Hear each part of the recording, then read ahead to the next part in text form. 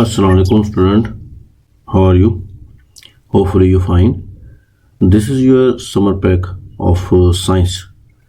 तो बच्चों आपको जो साइंस का जो होमवर्क है वो मैं डेली बेसिस पे जो आपको बताऊंगा, आप कोशिश करें अगर उतना काम सही कर लें तो बड़े आसानी के साथ आप वेल इन टाइम इसको फिनिश कर सकते हैं, ख़त्म कर सकते हैं। तो सबसे पहले जनाब हमारा ये पहला पेज जो है इसके बारे में हम बात करते हैं।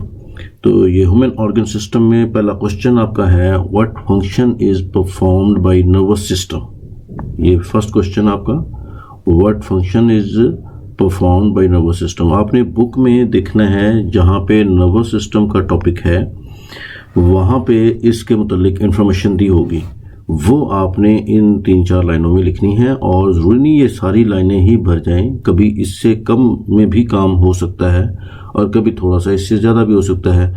लेकिन आपने एक कोशिश करनी है कि राइटिंग बड़ी नीट एंड क्लीन रखनी है और इस 2 लाइनों के दरमियान में लिखने की कोशिश करनी है। ये जैसे मैं आपको बताता हूँ कि यहाँ पे इसकी इंफॉर्मेशन देखें कि यहाँ पे अगर हम नर्वस सिस्टम को पढ़ते हैं तो ये कुछ इन्फॉर्मेशन है जो उसी से मुतल्लिक है कि आपके नर्वस सिस्टम कौन से फंक्शन जो है ना उसके ज़रिए होते हैं या कौन सा फंक्शन वो करते हैं। तो ये 2-3 लाइनें हैं जिसको हम अगर अंडरस्टैंड कर लें तो ये हमारा उस क्वेश्चन का आंसर है जो अभी हम इसमें कर रहे थे। तो इस जगह पे आपने वही चीज़ें लिखनी हैं। डियर स्टूडेंट, अभी देखें जैसे क्वेश्चन नंबर 2 है। क्वेश्चन नंबर 2 में अगर आप चेक करें तो कहता है, how many are the parts of human excretory system. कि ह्यूमन एक्सक्रीटरी सिस्टम को अगर आप देखें कि कितने पार्ट्स हैं, उसके लिए आप अपनी बुक का वो हिस्सा देखेंगे जहाँ पे ह्यूमन एक्सक्रीटरी सिस्टम का जिक्र किया गया है, ठीक है।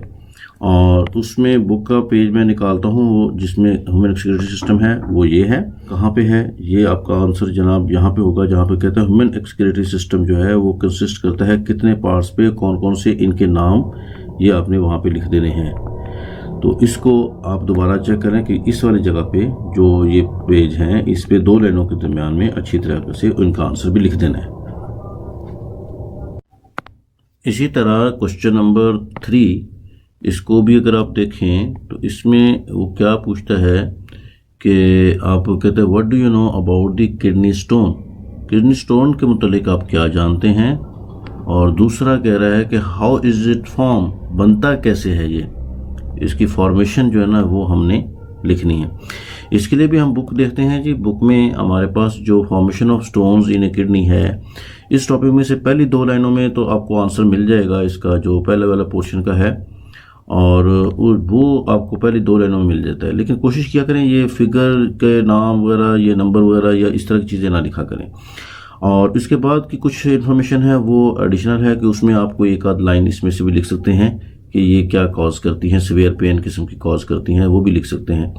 लेकिन दूसरा जो इसका पार्ट है जिसमें कहता है कि ये बनता कैसे है, तो किडनी स्टोन का जो है ना बनने का जो कॉज है वो यहाँ पे मिल जाएगा आपको। The common cause of the stone जो है ना, यहाँ से ये सारा ये आगे पढ़ेंगे तो आपको यहाँ से इन्फॉर्मेशन मिल जाएगी। और मैं सारी चीज़ें बिल्कुल एग्जैक्ट नहीं बताना चाह रहा, कुछ चीज़ें आप खुद से पढ़ के भी अंडरस्टैंड करके उसको निकालें ताकि आप आंसर को समझने की कोशिश करें कैसे आंसर हम निकालते हैं बुक से, ठीक है। तो ये मैंने बता दीजिएगा कि यहाँ से आपको इसका आंसर मिल जाएगा ऑलमोस्ट यहाँ तक ना।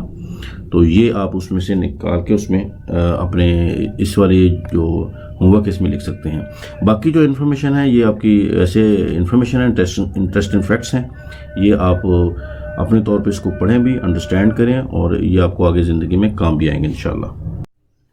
बिस्मिल्लाहिर्रहमानिर्रहीम। Assalamu alaikum dear students.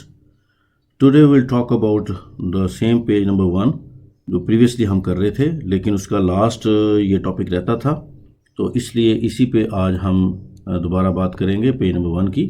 तो इसमें आपको ये इन्फॉर्मेशन दी गई हैं, इस इन्फॉर्मेशन से आपको ये पता चल जाएगा गट फीलिंग होती क्या है। तो इसी गट फीलिंग के बारे में हमने यहाँ पे लिखना है। तो गट फीलिंग का जो वर्डिंग दी है इससे अंडरस्टैंड भी कीजिएगा, और वैसे मैं आपको इसका एक सेकंड नेम बताऊं तो शायद आपको ज़्यादा इजी लगे अंडरस्टैंड करना और आप कर भी सकें फिर बाद में। वो है कि आपने सिक्स्थ सेंस सुना होगा, छठी हिस्स जैसे कहते हैं, कि अक्सर आप कोई काम करने जा रहे हो तो आपको फिज़िकली जो काम नज़र आ रहा है या जो लॉजिकली नज़र आ रहा है उससे हट के कभी कभी जहन में एक बात आती है कि यार ऐसे नहीं, शायद ऐसे हो जाए, और वो बाद में वाकई कभी हो भी जाता है और कभी ऐसा नहीं होता जो आपको फीलिंग्स हो रही होती हैं।